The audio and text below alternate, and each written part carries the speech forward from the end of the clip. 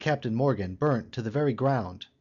besides which building, there were consumed 200 warehouses and many slaves, who had hid themselves therein with innumerable sacks of meal,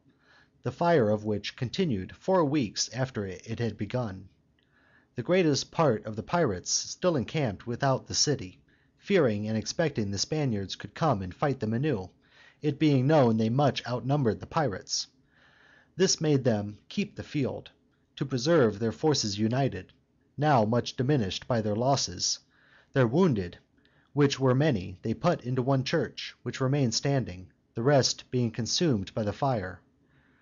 Besides these decrees of his men, Captain Morgan had sent a convoy of 150 men to the castle of Chagre, to carry the news of his victory at Panama. They saw often whole troops of Spaniards run to and fro in the fields, which made them suspect their rallying, which they never had the courage to do. In the afternoon Captain Morgan re-entered the city with his troops, that every one might take up their lodgings, which now they could hardly find, few houses being escaped the fire. Then they sought very carefully among the ruins and ashes for utensils of plate or gold, that were not quite wasted by the flames, and of such they found no small number, especially in wells and cisterns where the Spaniards had hid them. Next day Captain Morgan dispatched away 2 troops of 150 men each, stout and well armed, to seek for the inhabitants who were escaped. These, having made several excursions up and down the fields, woods, and mountains adjacent, returned after 2 days, and bringing above 200 prisoners, men, women, and slaves. The next day returned also the boat which Captain Morgan had sent to the South Sea, bringing 3 other boats which they had taken. But all these pirates they could willingly have given, and greater labor into the bargain, for 1 galleon, which miraculously escaped, richly laden with the king's plate, jewels, and other precious goods of the best and richest merchants of Panama; on board which were also the religious women of the nunnery, who had embarked with them all the ornaments of their church, consisting of much gold, plate, and other things of value. The strength of this galleon was inconsiderable, having only 7 guns, and 10 or 12 muskets, and very ill provided with victuals, necessaries, and fresh water, having no more sails than the uppermost of the mast. This account the pirates received from some one who had spoken with 7 mariners belonging to the galleon, who came ashore in the cock-boat for fresh water. Hence they concluded they might easily have taken it, had they given her chase, as they should have done;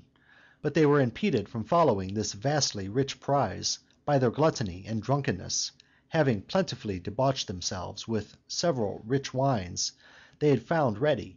choosing rather to satiate their appetites than to lay hold on such huge advantage,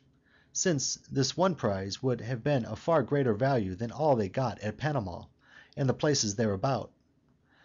Next day, repenting of their negligence, being weary of their vices and debaucheries, they sent forth another boat, well armed, to pursue with all speed the said galleon,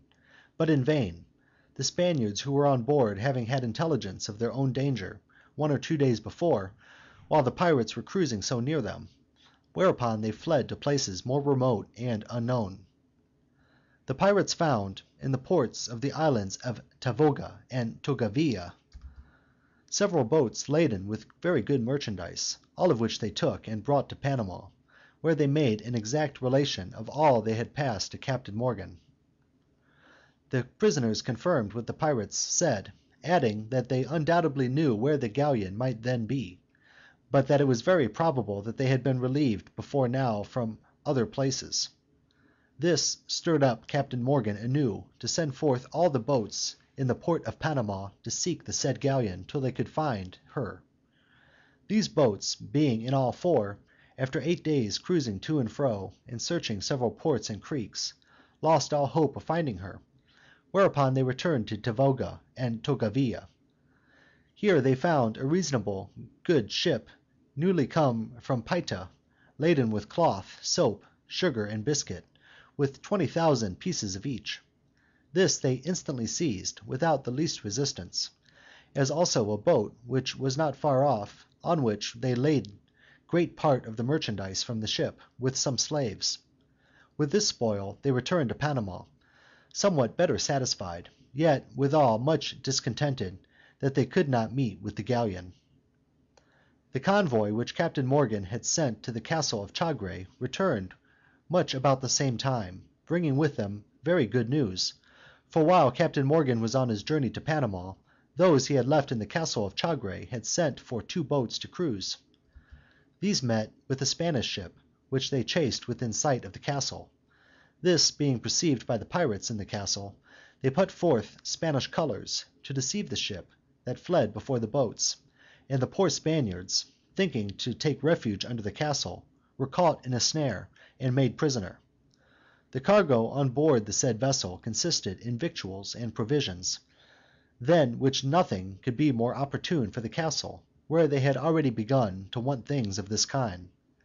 This good luck of those of Chagre caused Captain Morgan to stay longer at Panama, ordering several new excursions into the country round about, and while the pirates at Panama were upon these expeditions, those at Chagre were busy in piracies on the North Sea. Captain Morgan sent forth daily parties of 200 men to make inroads into all the country round about, and when one party came back another went forth, who soon gathered much riches and many prisoners. These being brought into the city were put into the most exquisite tortures, to make them confess both other people's goods and their own. Here it happened that one poor wretch was found in the house of a person of quality,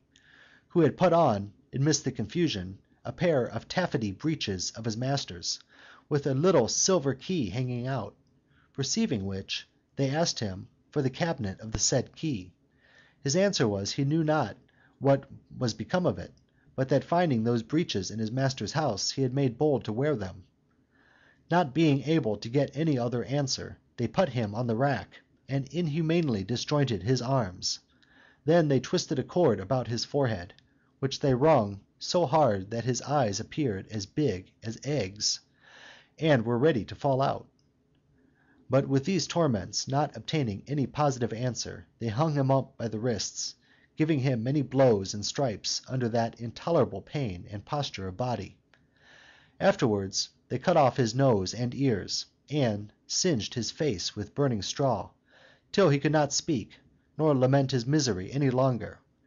Then, losing all hopes of any confession, they bade a negro to run him through,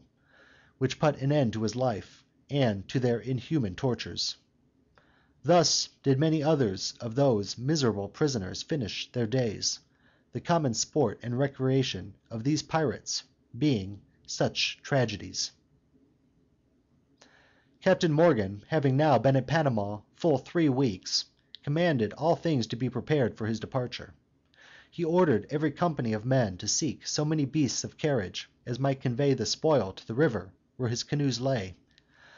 About this time there was a great rumor that a considerable number of pirates intended to leave Captain Morgan, and that, taking a ship then in port, they determined to go and rob on the South Sea, till they had as much as they thought fit, and then return homewards by way of the East Indies; for which purpose they had gathered much provisions, which they had hid in private places, with sufficient powder, bullets, and all other ammunition; likewise some great guns belonging to the town, muskets, and other things, wherewith they designed not only to equip their vessel, but to fortify themselves in some island which might serve them for a place of refuge. This design had certainly taken effect, had not Captain Morgan had timely advice of it from one of their comrades. Hereupon he commanded the mainmast of the said ship to be cut down and burnt, with all the other boats in the port. Hereby the intentions of all or most of his companions were totally frustrated.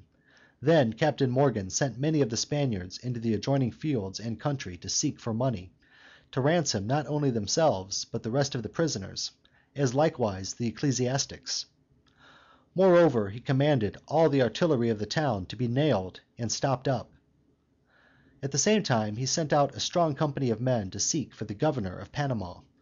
of whom intelligence was brought that he had laid several ambuscades in the way by which he ought to return; but they returned soon after, saying that they had not found any sign of such ambuscades; for confirmation whereof they brought some prisoners, who declared that the said governor had had an intention of making